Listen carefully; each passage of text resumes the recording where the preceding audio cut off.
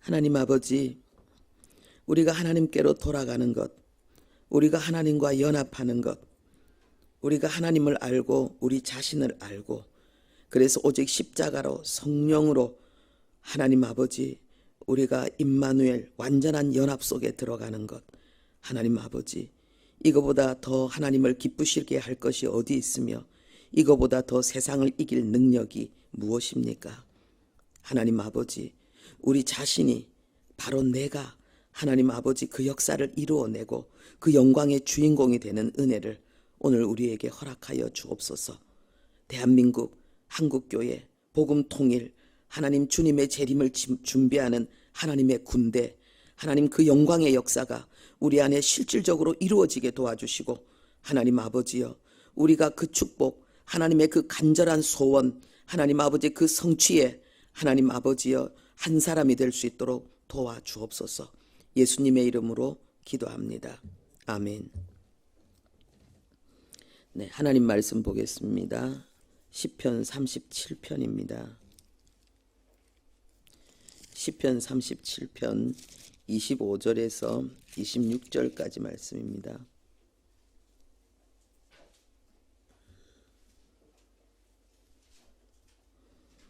시편 37편 25절에서 26절 우리 함께 합독하겠습니다.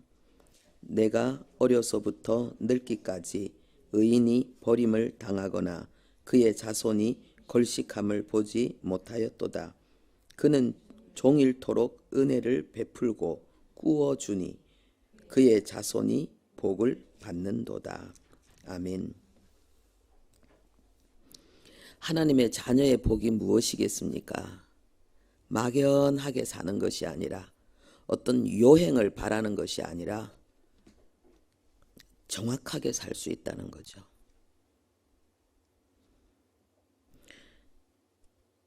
우리의 미래를 우리가 스스로 만들어갈 수 있다는 거죠. 하나님께 절대 의존한 자만이 자유자입니다. 그 자유자는 자신의 인생을 운영해 나갈 수 있는 것입니다. 우리가 원하는 미래를 위해서 내가 무엇을 해야 되는지를 알고 그것을 정확하게 이루어 나가는 자들입니다. 이것이 하나님의 자녀의 복입니다. 그냥 적당히 살다가 천국 가는 티켓이 아닙니다. 구원은 우리를 하나님의 영광으로 살게 하는 것이지요. 하나님의 기쁨으로 살게 하는 것이지요. 그리고 사람 낚는 어부의 삶을 사는 것입니다. 예수 그리스도의 성의를 입고 영원히 죽을 자를 영원히 살리는 하나님의 역사, 그 동력자의 길을 걸어가는 것입니다. 이 그리스도인의 삶의 정체성을 성도들이 깨닫는 것을 마귀는 싫어하죠. 우리가 이것을 깨달으면 우리는 더 이상 연약한 자가 아니기 때문에, 그리고 우리가 이 진리를 깨닫고 집중할 때에 성령 충만은 거기서 오게 돼 있습니다. 성령 충만은 정확하게 알 때에, 그리고 거기에 동의할 때에 임하게 돼 있습니다. 그리고 그 성령 충만의 역사로 우리의 삶은 우리가 믿고 수긍한 그 행동을 살아내게 돼 있습니다. 아는 만큼 믿는 만큼 살아내게 돼 있습니다. 그래서 성경은 우리에게 말하기를 눈물을 흘리며 씨를 뿌리는 자는 기쁨으로 단을 거두리라. 심고 거두는 삶이지요. 내가 원하는 추수를 위해서, 내가 원하는 미래를 위해서 나는 오늘 정확하게 그 씨앗을 심는 것입니다. 그러니까 이 그리스도인의 삶은 굉장히 명철하고 그리고 아주 이성적인 삶이지요. 아주 합리적인 삶이지요. 그리고 아주 독한 삶이지요. 하나님의 말씀은 법인데 이 하나님의 말씀을 철저히 내 인격화, 생활화, 체질화시키기 위해서 하나님 앞에 이 말씀을 붙들고 성령의 도우심을 구하면서 삶 속에 일어나는 여러 가지 상황 속에서 정확하게 확실하게 믿음의 걸음을 내딛는 것. 세상에 이런 사람보다 더 지혜로운 사람이 어디 있으며, 세상에 이런 사람보다 더 명철한 사람이 어디 있으며, 이런 사람보다 더 위대한 사람이 어디 있습니까?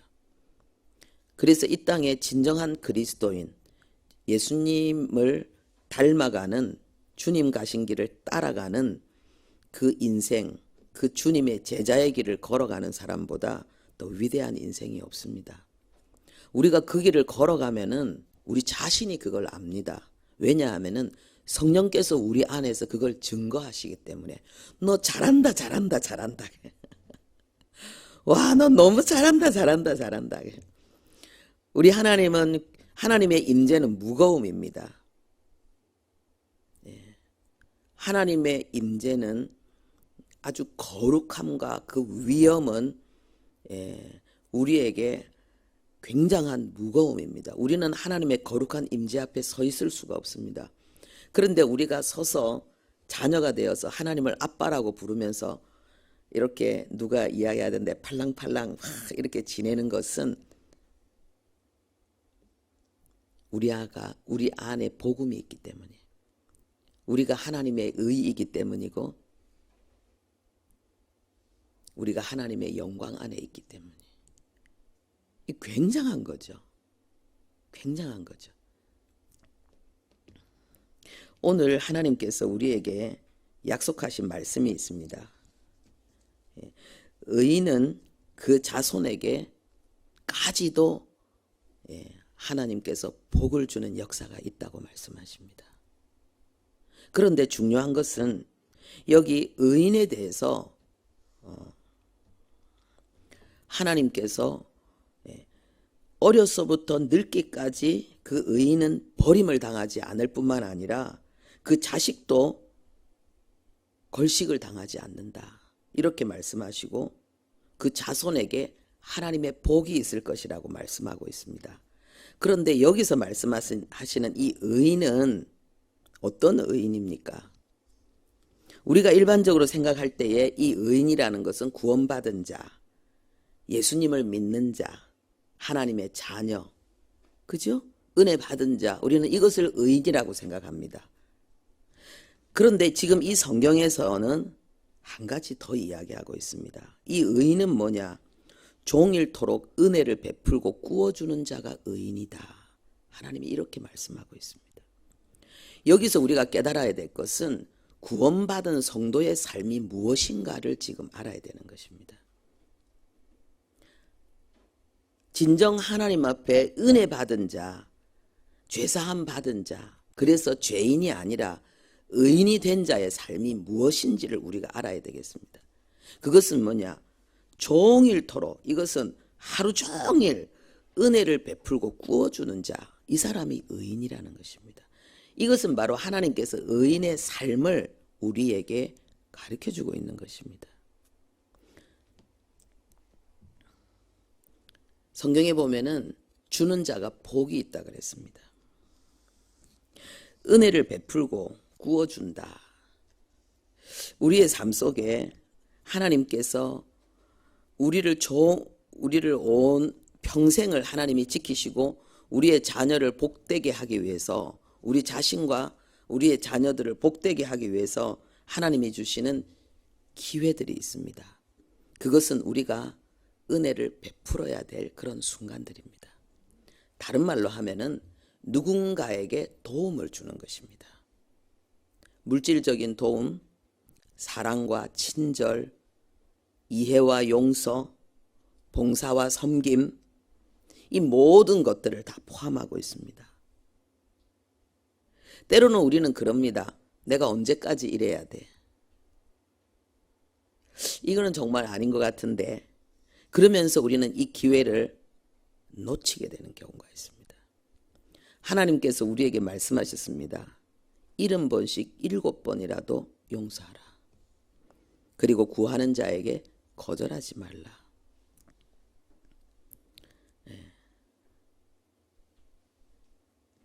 근데 때로는 이렇게 제가 설교를 하면은 성도님들이 오해를 해서 막 불의한 것까지도 거절하지 않아야 되는 줄 이렇게 생각합니다. 그건 아니거든요. 그쵸? 예. 이상한 남자가 막 커피 마시자 그러고 만나자 그러면 거절하지 않아야 됩니까? 그건 거절해야 되는 거예요. 그런 식으로 오해하지 마시고. 예.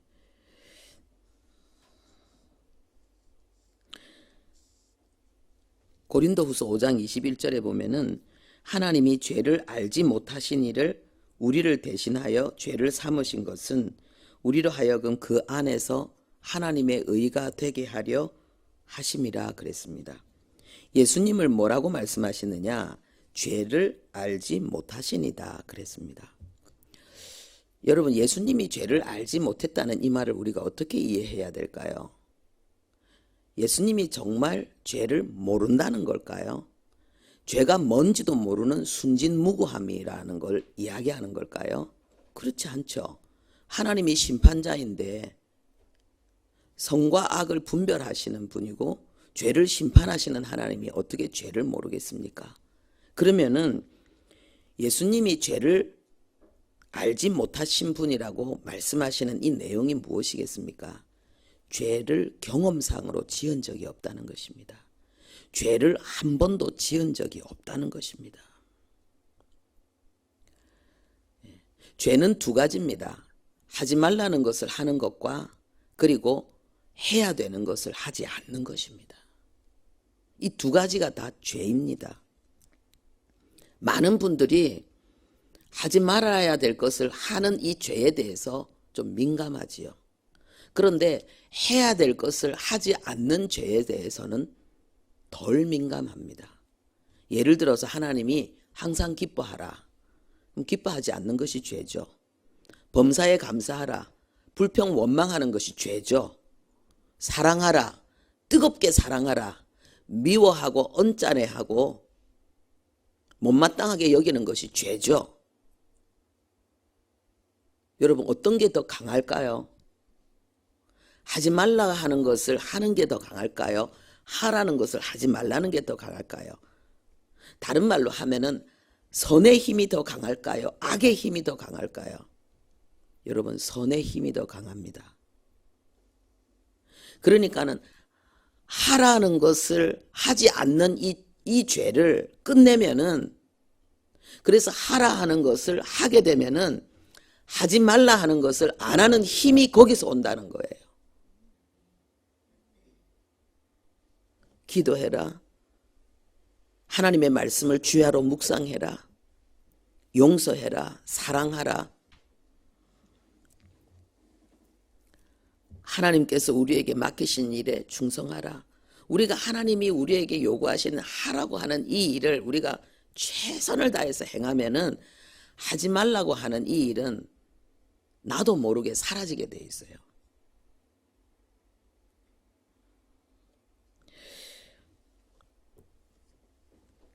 종일토록 은혜를 베풀고 구워주는 것은 하나님 앞에 선을 행하는 것입니다. 우리가 목표를 좀 정하면 좋겠습니다. 우리는 나름대로 삶의 목표가 있습니다. 근데 대부분 그리스도인조차도 육신적인 목표, 세속적인 목표를 가지고 있습니다. 그것이 나쁜 거는 아닌데 진짜 중요한 거룩한 영적인 목표가 있어야 된다는 것을 우리는 알아야 됩니다. 그게 뭐냐? 오늘 하루 나의 목표는 죄 안 짓는 삶. 죄 안 짓는 삶. 이게 오늘 하루 내 목표가 되는 거예요. 죄의 유혹이 올라올 때에 사탄아 물러가라. 내 속에 어떤 악한 생각들, 악한 충동들이 올라올 때 그것이 내가 아니고 오랫동안 나를 지배했던 죄의 세력이고 그것이 체질화, 인격과 생활화된 죄의 습성이라는 사실을, 내가 아니라는 사실을 인정하는 거죠. 바울이 내가 원하는 것을 하지 않으면 이는 내가 아니요 내 속에 거하는 죄니라 그래요. 이 진리의 말씀의 그 칼을 가지고 내 속에 올라오는 충동을 정확하게 구분해내는 거예요. 나인가 내가 아닌가. 그리고는 뭡니까? 내가 아니라고 인정하고 그것을 축사하는 거예요. 그러면은 그 세력은 힘이 없습니다. 왜요? 하나님의 말씀 앞에 무너지게 돼 있는 거예요. 그 세력이, 죄의 세력이. 여러분, 이게 믿음이에요. 우리가 어떻게 성화를 이루어 나갑니까? 우리가 어떻게 하나님의 형상을 이루어 나갑니까? 믿음이죠. 하나님의 은혜죠. 거기에 있어서 가장 강력한 것은 이 죄의 충동들을, 죄의 생각들을 나의 판단, 분석, 이해, 그거 아닙니다. 미혹입니다. 그리고 혹시라도 죄를 지으면 즉시 뭐합니까? 하나님 죄송해요. 잘못했어요. 회개하는 것입니다. 버리는 것입니다. 떠나는 것입니다.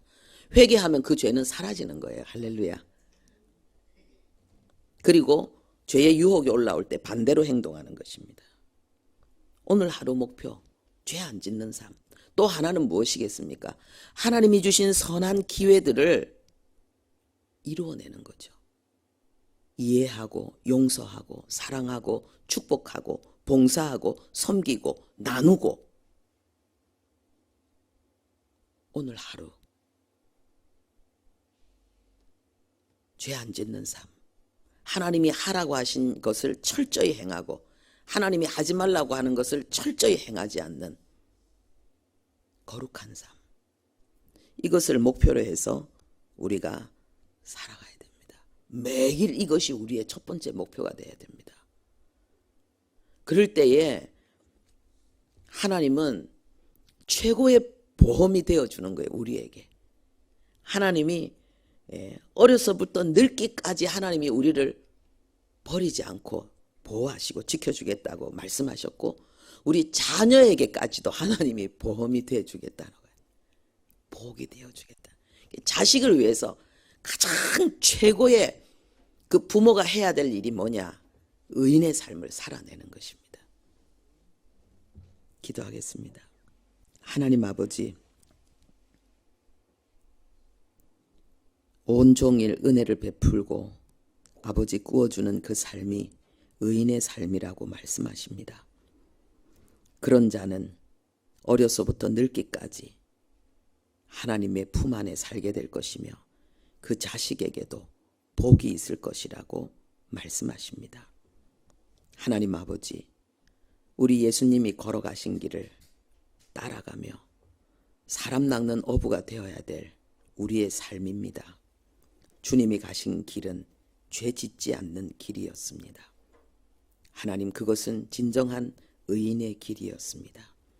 아버지여, 우리가 오늘 하루 목표를 죄 안 짓는 삶, 하나님이 하라고 하신 것은 아무리 힘들고 어려워도 하려고 하고 해내고, 하나님이 하지 말라고 한 것은 아무리 작고 사소한 것, 마음에 떠오르는 생각까지도 버리는 하나님, 그 거룩한 삶을 향해 도전하며 그리고 그것을 하루하루 점점 더 확실하게 하나님 더 충실하게 이루어내는 우리들 되게 도와주옵소서. 그래서 이 성경이 약속한 복을 하나님 아버지 우리가 받게 하시고 하나님의 말씀이 진리임을 세상에 증명하는 증인의 삶을 살게 해 주옵소서. 예수님의 이름으로 기도합니다. 아멘.